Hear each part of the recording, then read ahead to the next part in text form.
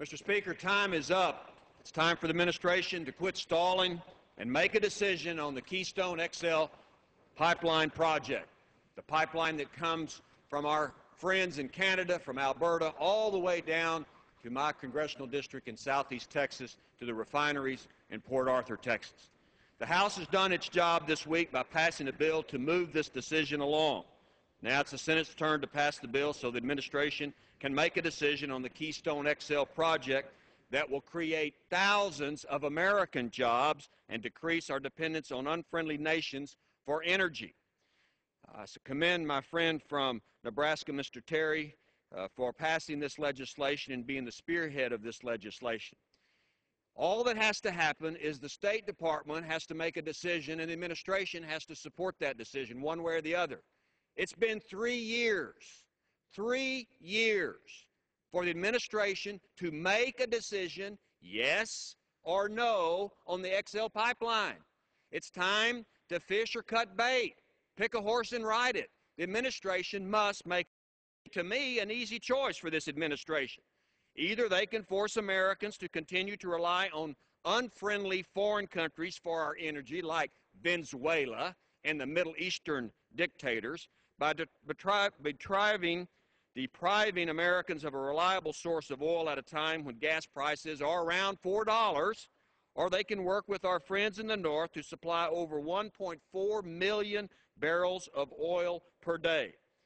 Pipelines are the proven and safe, efficient source of energy.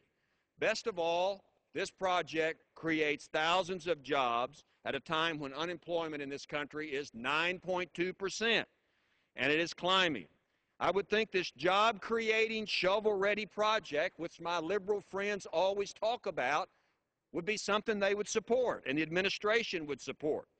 As the administration continues to stonewall our own domestic production, we must safely and immediately look for ways to meet energy needs. The country needs energy. It needs jobs. This project provides both. What's the holdup, Mr. President? For every barrel of oil shipped 1,000 miles, less than 1 teaspoon of liquid is lost from a pipeline.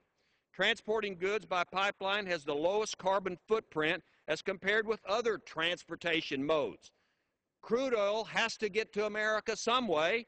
It either comes by barge or truck or rail or marine, and pipelines historically are the safest way to transport crude oil.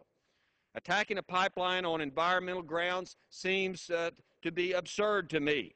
Pipelines have been the most cost-effective and environmentally sound way to transport oil and natural gas. A medium-sized pipeline, which is about 150,000 barrels a day, requires operating more than 750 trucks or a 75-car train every day to transport the same amount of crude oil.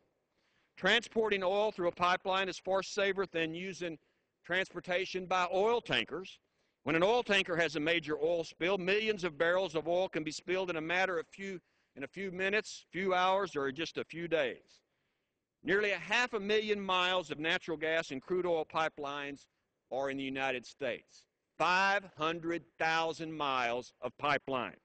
Texas has over half of these in the state of Texas alone, 270,000 miles of pipeline. And about one-third of that, one-third of all the nation's pipelines, I understand, go through the energy capital of the world, my district in southeast Texas. If we don't use the crude oil from China in this pipeline, the Canadians could very easily, instead of have a north to south pipeline, have a pipeline east to west and pipe it to the coast, west coast, and then ship it to our good buddies, the Chinese, who want to buy it. You know, Americans' energy plan seems to be twofold.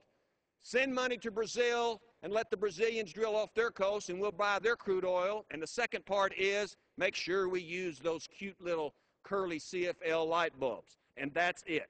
It's time that we take care of ourselves. This is a good project for America, American jobs, and a way to get crude oil into the United States. It's time for the White House to make a decision. And that's just the way it is. I yield back.